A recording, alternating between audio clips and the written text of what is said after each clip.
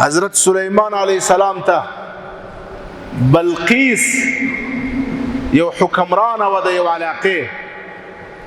هغه سلیمان علیہ السلام ته یو اختار راواستوي مجلس اوږدي واقعه اوږده ده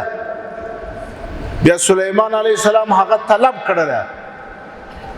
چې تر راسه زما سره به مذاکرات وکړي و به ویني کله چې بلقیس د خپل وطن څخه روانه سول د سلیمان علیہ السلام خواته سلیمان علیہ السلام په خپل مجلس کې د خپل وزیرانو څخه وغوښتل چې څوک کولای شي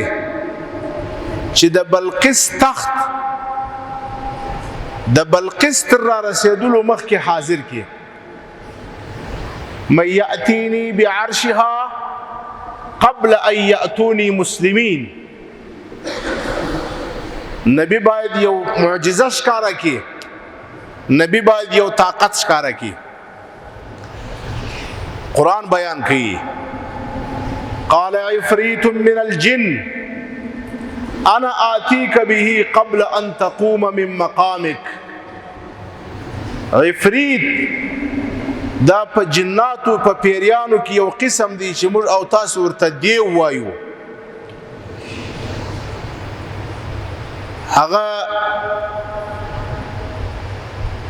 سلیمان علیہ السلام ته وویل چې زه دا کار کولی سم د مجلس تر اختتام مخکې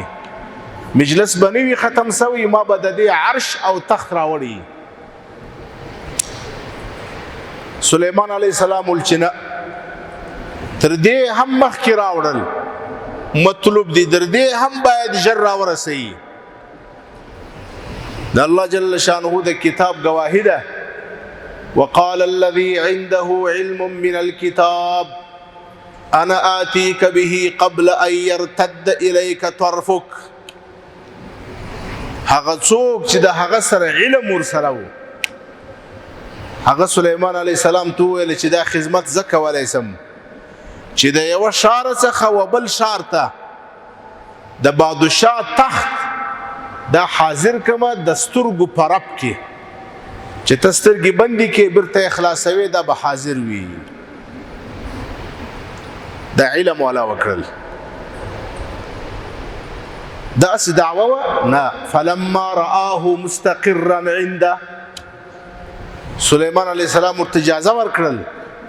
سلیمان علیہ السلام سترګې پټې کړې به اخلاص کړې چې سترګې اخلاص کړې تخت پروت وو د بدني طاقت چشمه د بدني طاقت بنیاد دا هم علم دی